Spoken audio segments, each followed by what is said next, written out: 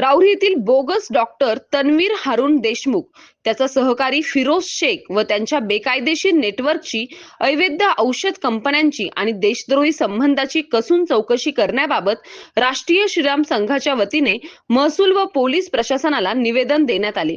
राऊरी येथील तहसीलदार अमित पवार व पोलीस प्रशासनाला दिलेल्या निवेदनात म्हटले आहे की तन्वीर हारून देशमुख याने कोणत्याही अधिकृत वैद्यकीय पदव्या नसताना केवळ बनावट कागदपत्राच्या आधारे दवाखाना सुरू केला होता। याद्वारे त्याने अनेक सर्वसामान्य रुग्णांच्या जीवाशी खेळ केला असून त्याने मोठी आर्थिक फसवणूक केली आहे। तन्वीर देशमुख याच्यासोबत बेकायदेशीरपणे वैद्यकीय प्रॅक्टिस करणाऱ्या डॉक्टर फिरोज शेख याच्या ही सर्व कागदपत्रांची, पदव्यांची आणि काउन्सिल नोंदणीची कसून तपासणी करण्यात यावी। त्याचा या संपूर्ण गैरप्रकारात आणि नेटवर्कमध्ये काय सहभाग आहे याचा छडा लावणे अत्यंत गरजेचे आहे। सदर बोगस डॉक्टर आपल्या केंद्रामध्ये रुग्णावर उपचार करण्यासाठी ज्या औषधांचा वापर करत होते त्या अवैध औषध कंपन्यांची आणि औषध पुरवठा करणाऱ्या एजन्सीची सखोल चौकशी करावी।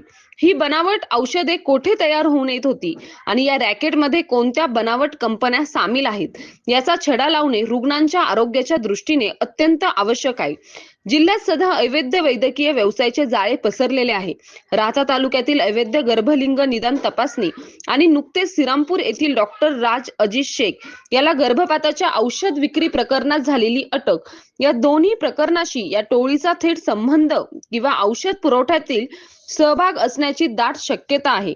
तसेच सर्वात गंभीर बाब म्हणजे सदर आरोपी तन्वीर देशमुख व त्याच्या सहकाऱ्यांचे संबंध पुणे बेकरी बॉम्ब ब्लास्टच्या मास्टर माइंड बंटी जहागीरदार याच्याशी असल्याचे संशयित आहे।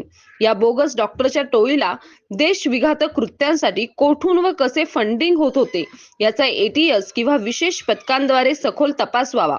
या निवेदनाची तात्काळ दखल घेऊन पोलीस प्रशासनाने संबंधित आरोपीवर केवळ वैद्यकीय फसवणूक नव्हे तर देशद्रोहांच्या आणि अवैध औषध पुरवठ्यांच्या दृष्टिकोनातून कसून चौकशी करावी आणि कठोर कायदेशीर कारवाई करावी, अशी मागणी राऊरी येथील सकल हिंदू समाजाच्या वतीने करण्यात आली। सतीश फुलसौंदरसह राजेंद्र म्हसे, MS न्यूज 15 राऊरी।